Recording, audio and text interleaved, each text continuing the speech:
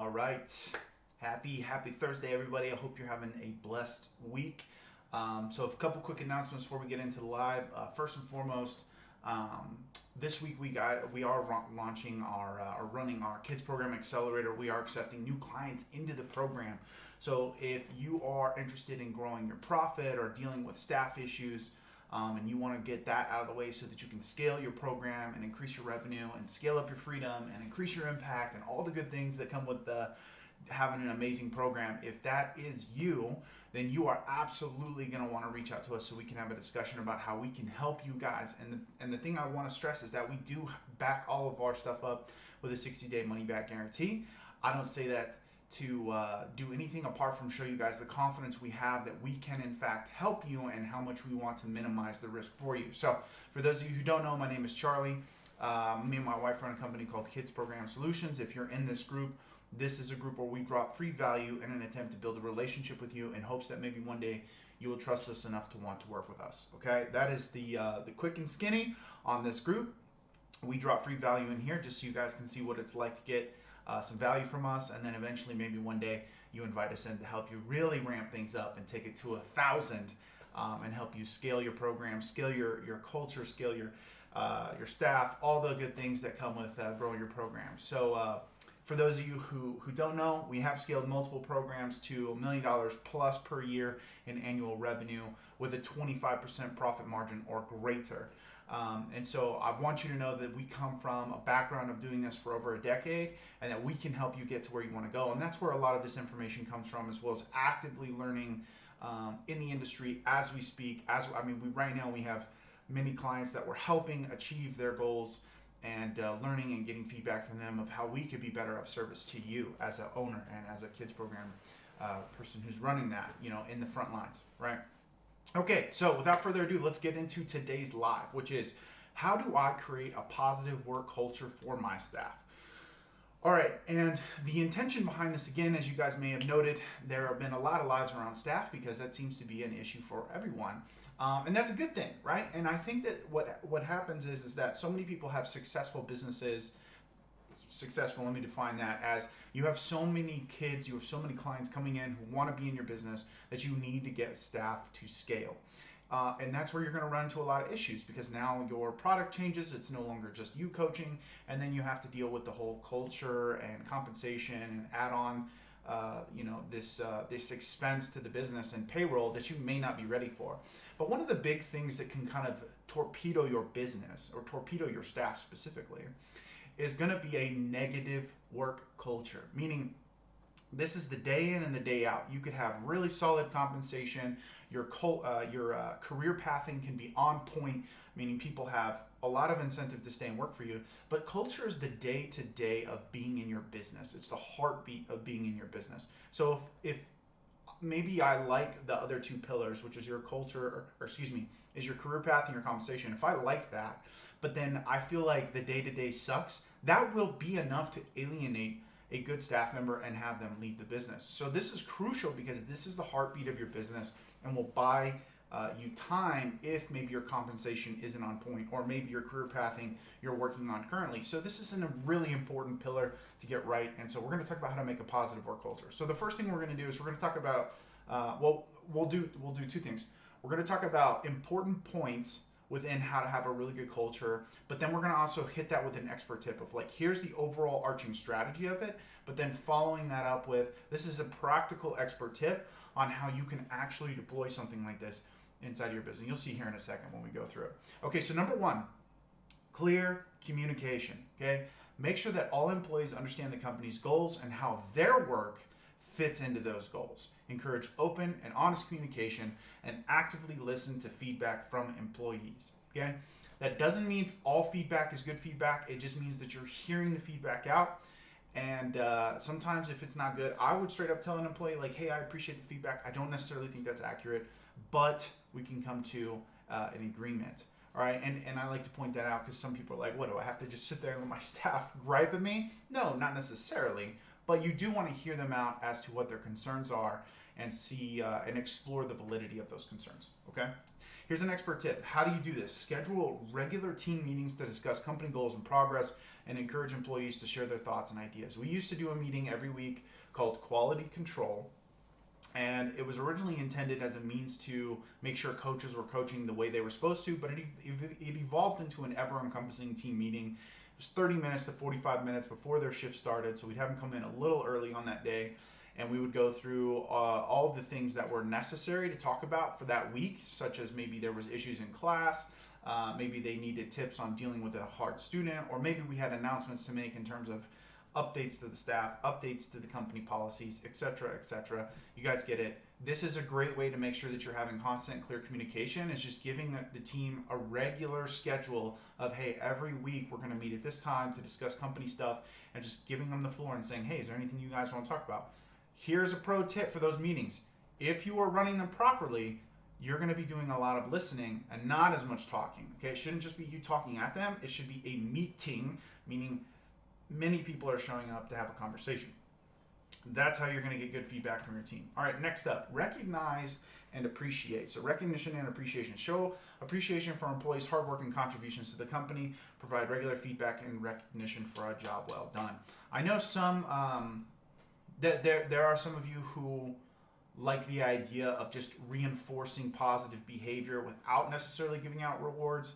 That's fine. Like, look, the ultimate goal is that you want people to feel like your business notices good work, okay? That's really what it comes down to, is people need to feel like you appreciate when good work is done. Now, if you want to do that through gift cards, vacation days, promotions, or just public thank yous, or shout outs, or employee of the month, whatever system you want to use to let people know, you just want them to know that hard work will go noticed, hard work will be appreciated, and that will really incentivize them to walk further and faster into the business. Okay, empowerment. All right, so give employees autonomy and trust in their abilities, allow them to make decisions and take ownership of their work. Man, do not micromanage. Do not micromanage. Do not micromanage. If you are micromanaging, you are a bad leader and you're going to make a bad subordinate. Okay, so an expert tip on this is going to be encourage employees to take initiative and make decisions by providing them with the information and resources they need to succeed. Then give them room to fail. Okay, the idea is that, yeah, of course you're going to bring someone into the company and they're going to be autonomous, right? Or you want them to be autonomous. But then you're going to govern every decision they make, and the moment something's going to go wrong, you get in the way of that. If you don't give them the room to fail, how are they ever going to learn? How did you learn as an owner without the feedback of failure? Okay, they're not going to learn without it either. So if you want people to feel like you trust them, you have to trust them to fail. You have to trust them through failure, meaning just because they fail, that's not the end of the day. That's not the end of the world. You're going to give them feedback and the resources they need to avoid failing again, right? But ultimately, it comes down to, do you trust me enough to let me mess it up? If you don't, you're not ready for someone to be in that position, or you're just, if you repeatedly make that mistake, I'm going to tell you right now, that's, as a leader, you need to work on that. If you have people working for you, you need to give them room to fail, okay? Big deal, okay? That's really how you crush empowerment, is giving room to fail. That's, if I was to sum it up in a very quick sentence, that's how I would do it, okay? All right. Next up, supportive and inclusive environment. Create a culture that is inclusive and supportive of all employees, regardless of their background or identity. Encourage diversity and collaboration among team members. Yeah, so, I've had a lot of diversity training, and to be honest, it's kind of like ridiculous in some regards, all right? But in the one regard, I would say that it was always good was that you want to encourage diversity. That doesn't necessarily mean in skin color or religious beliefs or anything like that. It's just encouraging diversity and collaboration among the thinking of your people. And naturally, if you're encouraging diversity and collaboration amongst different thinking thoughts, then of course you're going to attract people from all kinds of backgrounds and cultures and ethnicities, et cetera, and that's going to be great for the business. But you don't want to make it about that. You want to make it about the fact that people are approaching the problem differently, but they're arriving at solutions that work, and that is super critical. You don't want someone on the team just because they're diversity, but their solutions don't work, right? We don't want, quote, diversity hires. I am big against that, right? But what I am for is getting people on the team who think differently, and their solutions work. And that's super important, that people's solutions bring the problem to a closure. Okay, and so that means having diverse thinkers on the team from diverse backgrounds. All right, I know that's kind of a little bit of a nuanced point, but trust me, it's important distinction, I think, to make sure that your team is attracting people because of what they can accomplish, not just because of who they are. If you don't think you engage in any kind of biases in any way, oftentimes I see ageism happening all the time, where you'll hire a 16-year-old and pay them differently than you would a 20-year-old, even though they're doing the same job. Okay, look, coaches have very measurable outputs in your business. Okay, if you guys haven't heard me talk about this, maybe I need to do a live on it.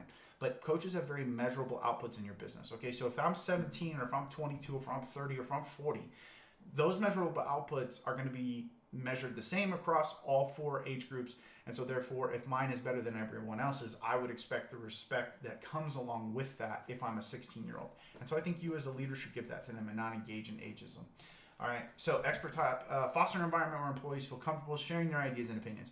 Yeah, that's kind of your telltale, right? It's like, if people feel comfortable sharing an idea that may be dumb, then okay, so what? There are dumb ideas, but that's okay to kind of get them out there. And like, there's been plenty of times where I put an idea on the floor that I'm like, look, maybe this is a dumb idea, but what about this, right? And then people are like, oh, actually, that was a good idea. So it's just like, sometimes having that ability to kind of just throw some ideas out there and mull them around, you actually come across some pretty good stuff. And so you want your team to feel like they're really good with that, or they're comfortable at least laying the idea out there and know that, you know, people are going to be open with the conversation. Next up, opportunities for growth and development. Provide opportunities for employees to learn and grow through training and development programs. Encourage them to take on new challenges and develop new skills.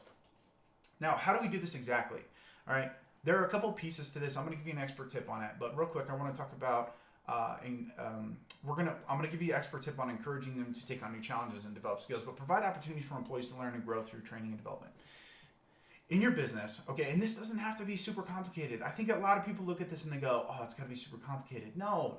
Simple. All right, always keep things as simple as possible. Provide opportunities for employees to learn and grow. Could be something as simple as like a 30-minute training each week for them to show up to, where you're like, here, the floor is yours in terms of questions, right? Let them come in and ask questions.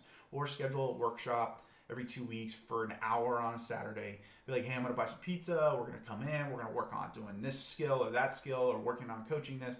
Make it enjoyable and fun for the employees, and then also let them know that that resource is there and will continually be there, so that they know that questions can go to that forum, and they can get the resources they need to become better. All right, so don't be the leader.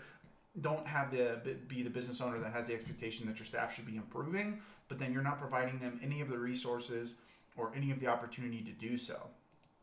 Just not going to work.